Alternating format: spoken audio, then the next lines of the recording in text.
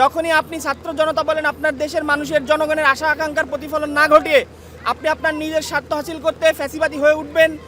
আজ যেমন আবু সাইদ পথ দেখিয়েছে, আগামীতে হয়তো বা আরও কোনো নতুন আবু সাইদ জন্ম নিবে এবং সেই আবু সাইদ রায় আপনি যদি দেখেন এরশাদ পতনের পর আবার ৩০ বছর পর নতুন করে একটি অভ্যুত্থান ঘটলো।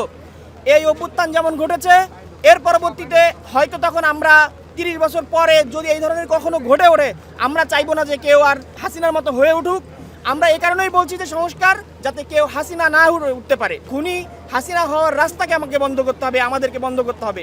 তারপরও যদি কোনোভাবে কেউ খুনি হাসিনা হয়ে ওঠে তাহলে অবশ্যই নতুন করে আবু সাইদ, ওয়াসিম, মুগ্ধ এবং আমার ভাই তাহমিদ আবদুল্লাহরা নতুন করে জন্ম নিবে। হয়তো তারা তাহমিদ আবদুল্লাহ অথবা আবু সাইদ নামে জন্ম নিবে না, নতুন এক নামে জন্ম নিয়ে অবশ্যই তারা আবার রাজপথে নেমে আসবে এবং নতুন করে অভ্যুত্থান ঘটবে। এই ইন্টারিম গভর্নমেন্টকে বলতে চাই, আপনাদের এই সাংস্কৃতিক অনুষ্ঠান দেখার জন্য আমরা এখানে উপস্থিত হইনি। আমরা হয়েছি আপনারা জুলাই সনদের ভিতরে কি রাখছেন সেটাকে পর্যবেক্ষণ করার জন্য। জুলাই সনদ কি মানুষের আশা আকাঙ্ক্ষার প্রতিফলন ঘটছে কিনা এবং আমাদের যেই গত বছরের যে অভ্যুত্থান ঘটলো আন্দোলন, তার যে মূল চাহিদাটা ছিল, মানুষের যে চাওয়া পাওয়া ছিল, সেটার প্রতিফলন এই জুলাইয়ের আজকের এই সনদে প্রতিফলিত হচ্ছে কিনা। যদি না ফ্যাসিবাদী ব্যবস্থার বিলোপের যতগুলো অবকাঠামো আছে সেগুলোকে ধ্বংস করার প্রতিফলন আজকের এই জুলাই সনদে না ঘটে, তাহলে অবশ্যই ছাত্র জনতা এবং বাংলাদেশের আপামর জনগণ এই জুলাই যেই সনদই আপনারা দেন সেটিকে ছুঁড়ে ফেলবে।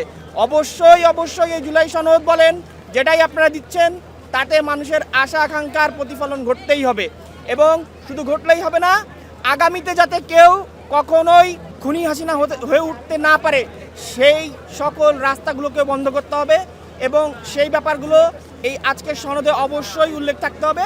আমরা এই ব্যাপারটির প্রতি ফোকাস, আমরা এটাই দেখতে আসছি। এই ব্যাপারে আমি একমত পোষণ করব এই কারণে, যখন 5ই আগস্ট ঘটে 2024-এ, তারপর যদিও হাসিনা পালিয়ে গিয়েছিল কিন্তু হাসিনার নিয়োজিত সকল প্রকার অর্গানগুলো তখনও পর্যন্ত ফাংশন করছিল। সচিবালয় থেকে প্রত্যেকটি স্থানে আপনি যদি লক্ষ্য করেন গত 16 বছরে হাসিনা একদম ব্লাড পরীক্ষা করে তারপরে সে প্রমোশন দিয়েছে। যদি কারো ব্লাডে অন্য কোনো রাজনৈতিক গন্ধ পাওয়া গেছে তাকেও হাসিনা প্রমোশন দেয়নি। তার মানে আপনি যদি চিন্তা করেন 16 বছরের ডিসি থেকে শুরু করে ইউএনও থেকে শুরু করে একদম সচিবালয়ের সচিব পর্যন্ত প্রত্যেকটাই ছিল হাসিনা দ্বারা পরীক্ষিত এবং সেই পরীক্ষায় পাশ করার মাধ্যমেই তারা সেখানে গিয়েছিল।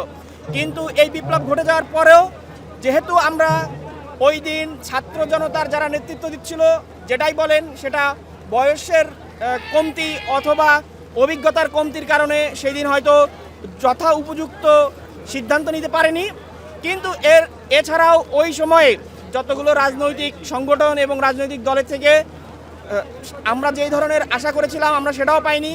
আমরা জানতে পেরেছি সারজিদ আলম বলেছিল যে তারা জাতীয় সরকার গঠন অথবা বিপ্লবী সরকার গঠনের পথে হাঁটতে চেয়েছিল, কিন্তু কিছু রাজনৈতিক দল এখানে ভেটো দেয়।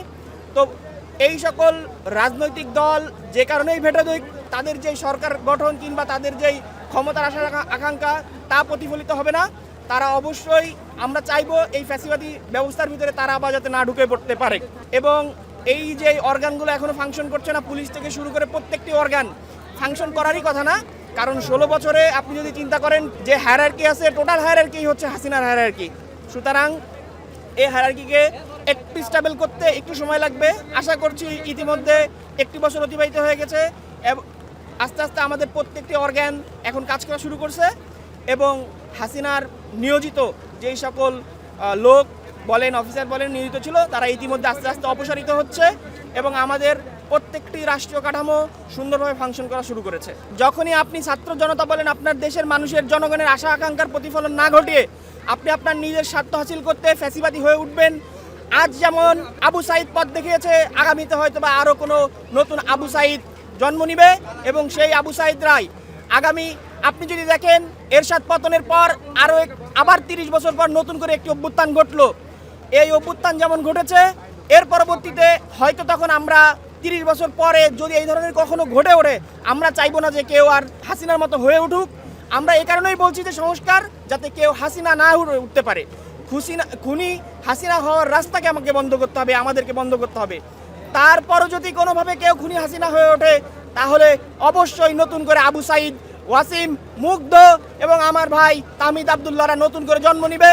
হয়তো তারা তাহমিদ আবদুল্লাহ অথবা আবু সাইদ নামে জন্ম নিবে না, নতুন এক নামে জন্ম নিয়ে অবশ্যই তারা আবার রাজপথে নেমে আসবে এবং নতুন কোনো অভ্যুত্থান ঘটবে।